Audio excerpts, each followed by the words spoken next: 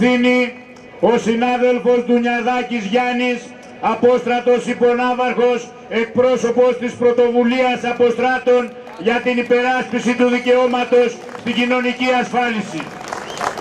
Φίλες και φίλοι, συναγωνιστές, συναγωνίστριες, δεν είναι η πρώτη φορά που ο Απόστρατοι είναι μαζί σας σε συγκέντρωση σαν αυτή. Χρόνια τώρα, συνειδητοποιώντας ότι διεκδικούμε τα ίδια από τις κυβερνήσεις που εφαρμόζουν την ίδια αντιλαϊκή πολιτική και απέναντι σε εμάς και σε εσάς και στα παιδιά μας, ενώσαμε τη φωνή μας με τη δική σας. Σήμερα όμως είναι η πρώτη φορά που συμμετέχουμε σε συγκέντρωση συνταξιουχικών οργανώσεων ως πρωτοβουλία Αποστράτων για την υπεράσπιση του δικαιώματος στην κοινωνική ασφάλιση. Η πρωτοβουλία μας έχει ζωή μόλις μερικών εβδομάδων. Θέλουμε να σημειώσουμε όμως ότι στο πρώτο μας βήμα, μια ανοιχτή σύσκεψη που οργανώσαμε, καλέσαμε και είχαμε τη χαρά να ακούσουμε την πολύτιμη πείρα εκπροσώπων από ομοσπονδίες συνταξιούχων και μάλιστα σε υψηλό επίπεδο. Τους ευχαριστούμε για αυτή τους συμπαράσταση στην προσπάθειά μας. Συνάδελφοι, μας είπαν Απόστρατους αντί να μας πούν συνταξιούχους στρατιωτικούς και συνταξιούχους των σωμάτων ασφαλείας.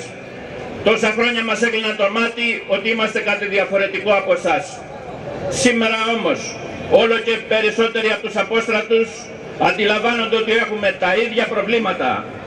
Για παράδειγμα, από όλους μας έκοψαν τη 13η-14η σύνταξη. Σε όλων μας τη σύνταξη έκαναν τη μια μείωση μετά την άλλη. Τα επικουρικά των σωμάτων ασφαλείας έχουν πάρει τον ίδιο δρόμο με τα δικά σας, δείχνοντας που θα οδηγηθούν λίγο αργότερα και τα μετοχικά των στρατιωτικών. Και εμείς πληρώνουμε για την υγεία όπως και εσείς.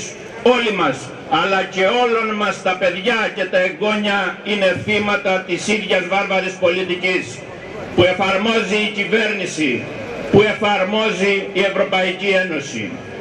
Όλοι μαζί, ενωμένοι, απαιτούμε την πλήρη αποκατάσταση όλων των απολειών στα επίπεδα του 2009.